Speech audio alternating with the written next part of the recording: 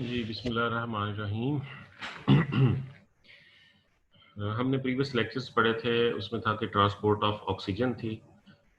Now we will talk about the transport of carbon dioxide gas in the blood. As you know, in our body there is the continuous production of the CO2 due to the metabolism at the cellular level or tissues level, and this CO2 is then ultimately should be get rid from the body. This CO2 is transported through the systemic circulation to the lungs, and then from there into the from systemic circulation to the pulmonary circulation, lungs, and then exhaled. So CO2 is extremely important, especially in the acid-base balance, because CO2 combines with the water and it forms a carbonic acid. Then carbonic acid will dissociate into H positive and bicarbines. So in the acid-base balance, CO2 is important. Acid-base balance जो होता है उसमें CO2 की importance है. और about 4 ml जो है पर डेसीलीटर ऑफ ब्लड जो है CO2 जो है नॉर्मली ट्रांसपोर्ट होती है टिश्यू से लेके लंग्स तक जा रही होती है. 4 ml पर 100 मिलीलीटर ऑफ द ब्लड, ये CO2 की ट्रांसपोर्ट है. CO2 बेसिकली ट्रांसपोर्ट होती है टू फॉर्म्स में. एक फॉर्म होती है उसकी डिसॉल्व और दूसरी होती है इन the form of bicarbonate ions. Dissolve तो होगी कि CO2 will be dissolve with anything in the plasma, and the other form, or it will be just loosely bound with some substance, and the other form is the bicarbonate form, that is basically CO2 combines with the water and it forms the carbonic acid and then H and bicarbons. So these are the two major forms for the transport of CO2. Now we'll come to the transport of CO2 in the dissolved state. In the dissolved state, first you have to look this diagram. Here you can see that at the tissues level here, and this is the circulation. This is basically systemic circulation, not pulmonary circulation, systemic circulation. And this is the tissue level. As a result of metabolism, CO2 is produced. CO2 will be diffused into the systemic circulation. And then here, CO2, major portion of the CO2 will enter into the RBCs. And minor portion will be dissolved in the plasma. More precisely, we can say that 7% of CO2 will be dissolved in the plasma and 93% of CO2 will be in the RBCs. Now this 93% will be further subdivided into 70 and 23%. 23% of this inside 93% of the hemoglobin, among this 93% of hemoglobin, 23% will combine with the hemoglobin and transported as a carboxyhemoglobin. Rest of 70% of is carbon dioxide will combine with water and it forms the H2CO3, carbonic acid. And then this carbonic acid will dissociate into HCO3 and H positive ions, and this so this is the form of CO2 transport. And then this 100% of produced CO2 which is produced is transported from systemic circulation to the pulmonary circulation and lungs. दोबारा से बताता हूं कि carbon dioxide gas जो produce हुई ये enter हुई systemic circulation में. यहाँ पे कार्बन डाइऑक्साइड गैस की थोड़ी सी अमाउंट 7% वो प्लाज्मा में डिसॉल्व हो गई और 93% जो है वो आरबीसीज में चली गई. इस 93% में से 23% ने हीमोग्लोबिन के साथ मिल गई, तो इसको हम कहेंगे कार्बोक्सी हीमोग्लोबिन, और 70% जो है वो पानी के साथ मिलके उसने कार्बोनिक एसिड बना दिया. तो इस तरह ये जो 70% पोर्शन है ये कार्बोनिक एसिड वाला है, बाइकार्ब की फॉर्म में ये CO2 ट्रांसपोर्ट होगी. ये और तरह से डायग्राम दिखाई गई है, सेम वही चीज. ये CO2 की ट्रांसपोर्ट, CO2 ये बेसिकली वो जो है 70% वाली ट्रांसपोर्ट वो दिखाई गई है.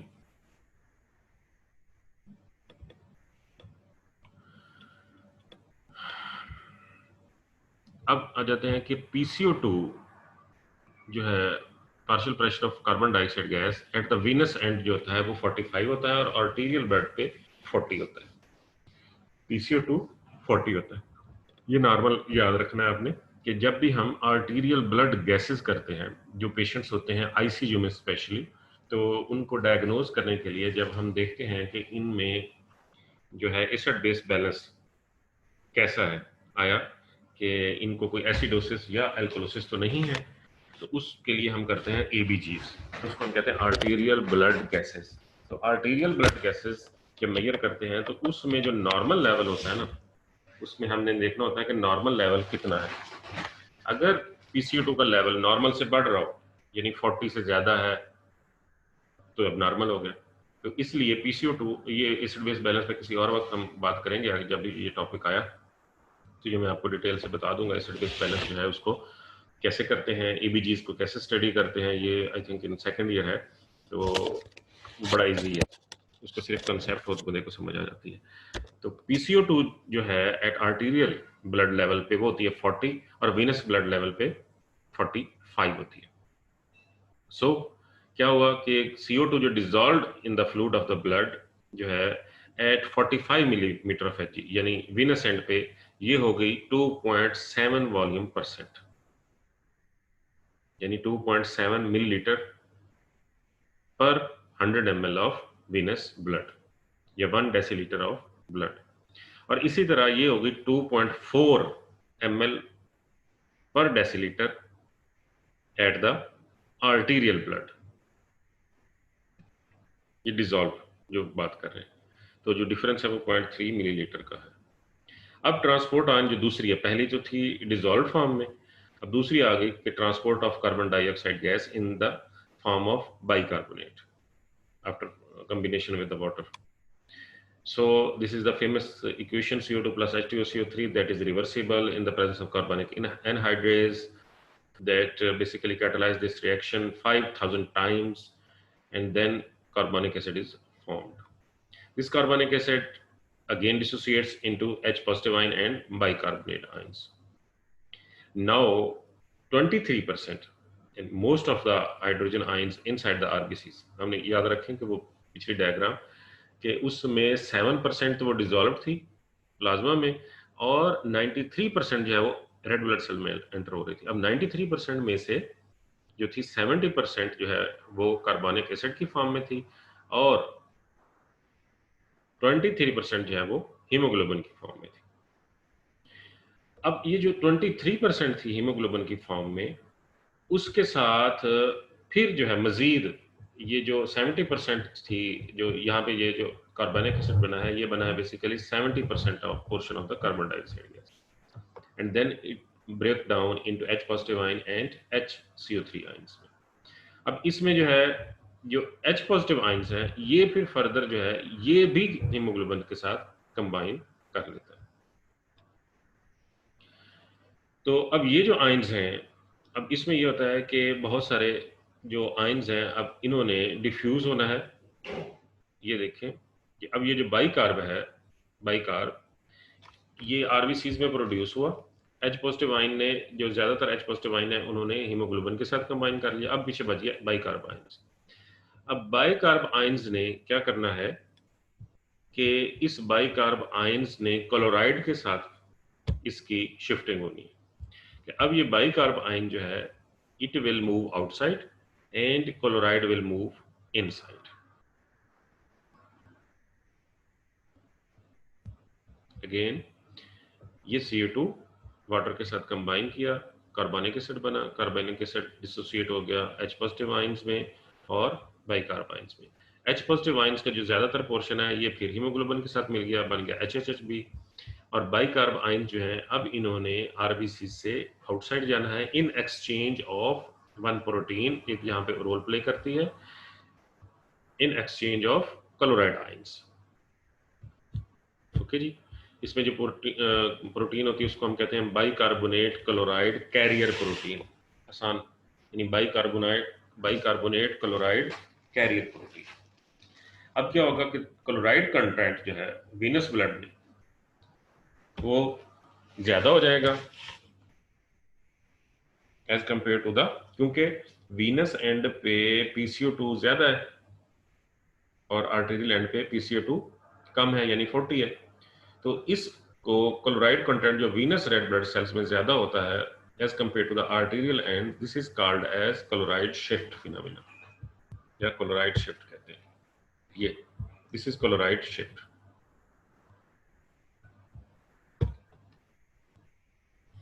अब हम इसमें आते हैं कि क्लोराइड शिफ्ट इसमें क्या है। दो चीजें और हैं क्लोराइड शिफ्ट में। सबसे पहले तो आप ये देखें कि सिस्टेमिक कैपिलरीज जो होती हैं, सिस्टेमिक कैपिलरीज में carbon dioxide gas cellular metabolism के नतीजे में प्रोड्यूस हुई।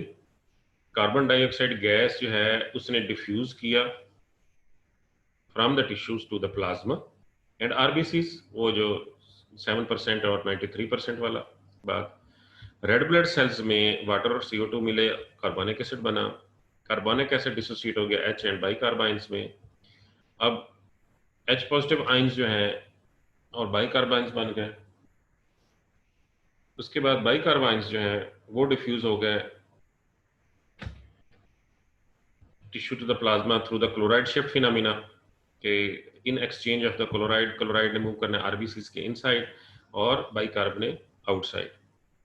अब इसमें क्या हुआ कि कार्बन डाइऑक्साइड गैस जो है it moved into the systemic circulation, जबकि पल्मोनरी सर्कुलेशन में ये जो है प्रोसेस जो है वो रिवर्स हो जाता है। पल्मोनरी सर्कुलेशन में अब ये है कि इसमें क्या होगा कि ये देखें, बैकग्राउंड से समझ आएगा, ये देखें। So this is the, you can see from here, ये है सबसे पहले सिस्टेमिक कहते हैं, ये है सिस्टेमिक सर्कुलेशन। इसमें क्या हुआ कि CO2 प्रोड्यूस हुआ और CO2 की डिफ्यूजन होगी in the circulation, systemic circulation. अब ये ट्रांसपोर्ट हुआ, ट्रांसपोर्ट हो के ये चला गया पल्मोनरी सर्कुलेशन में। अब पल्मोनरी सर्कुलेशन में क्या होगा कि ये जो CO2 है अब ये आउटसाइड जाएगा थ्रू द पल्मोनरी सर्कुलेशन में से, आरबीसी से।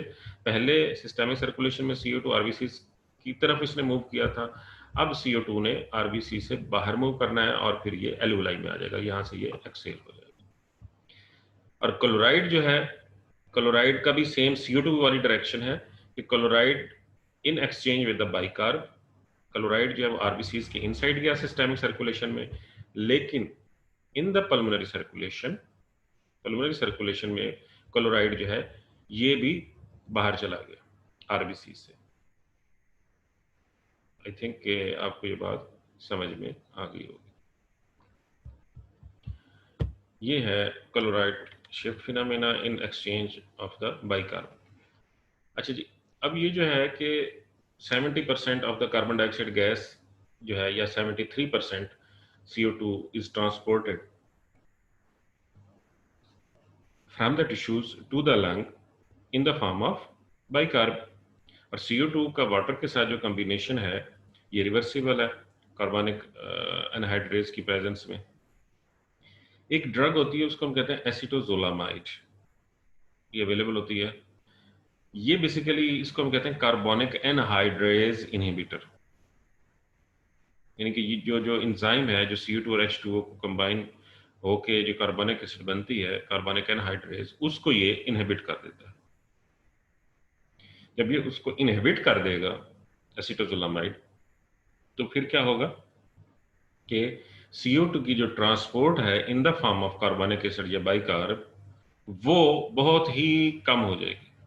और ये एक्सपेरिमेंट किया गया है, एसीटोजोलामाइड दे के कार्बनिक एनहाइड्रेज को इनहिबिट कर दिया जाए, जिससे वो CO2 और वाटर का कॉम्बिनेशन का जो इक्वेशन है जो कि 5000 टाइम्स ये इंक्रीज करता है, वो बहुत स्लो हो जाएगी, यानी निग्लिजिबल हो जाएगी।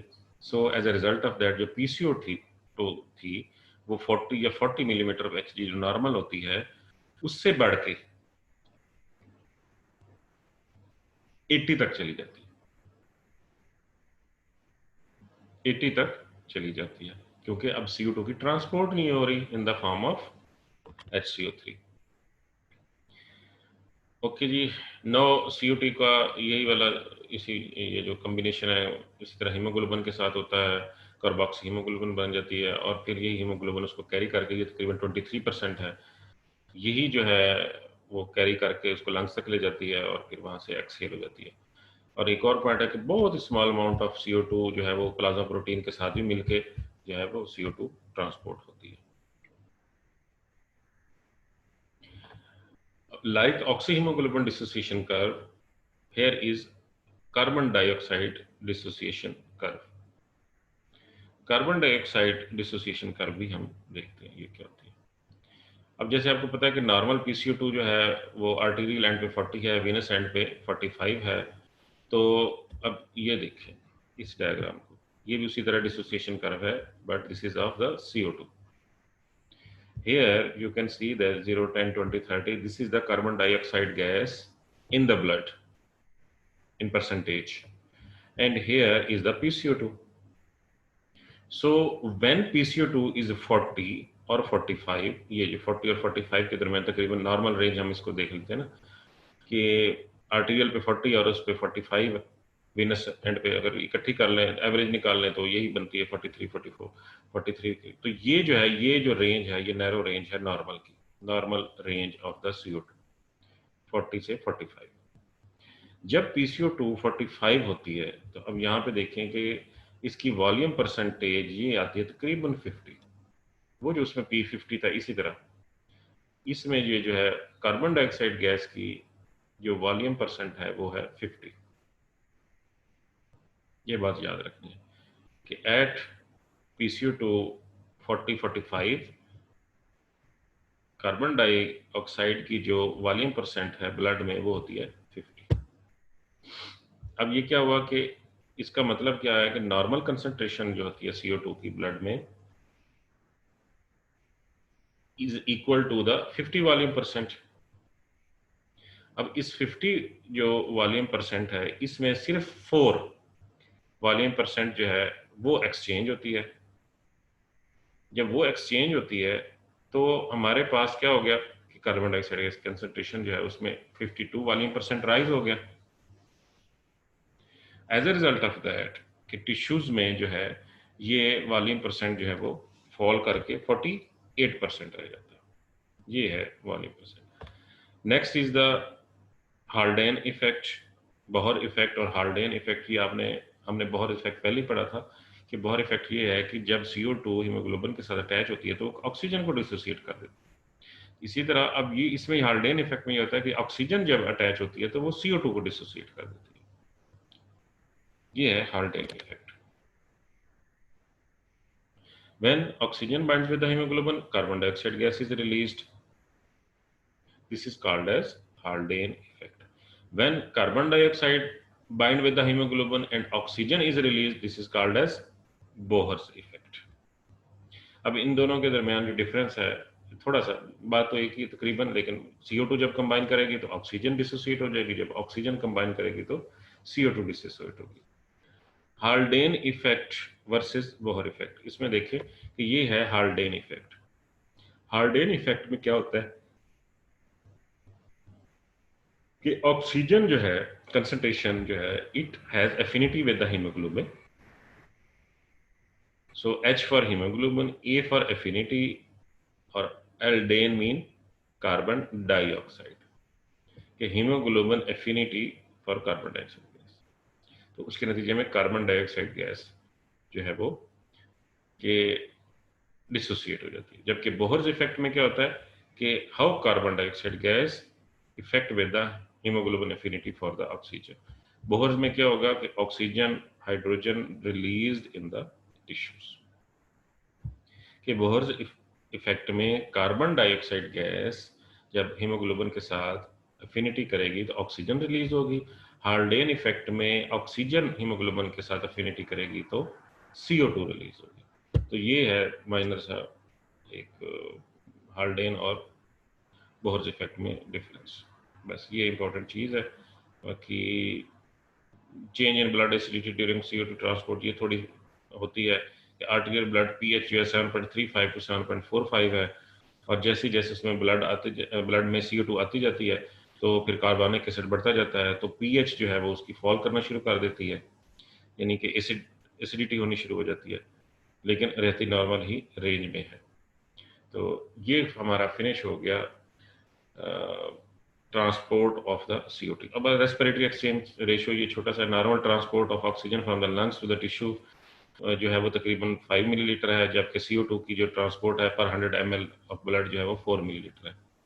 तो नॉर्मल कंडीशन में जो है तकरीबन 82% of CO2 is expired from the lungs, क्योंकि ऑक्सीजन इनटेक होती है। अब ये जो रेशियो ऑफ CO2 आउटपुट जो है to oxygen uptake is called as respiratory exchange ratio. Very simple, respiratory exchange ratio is equal to rate of CO2 output divided by rate of oxygen uptake. ये है respiratory exchange ratio. बस ये simple है। So take care, अल्लाह हाफिज।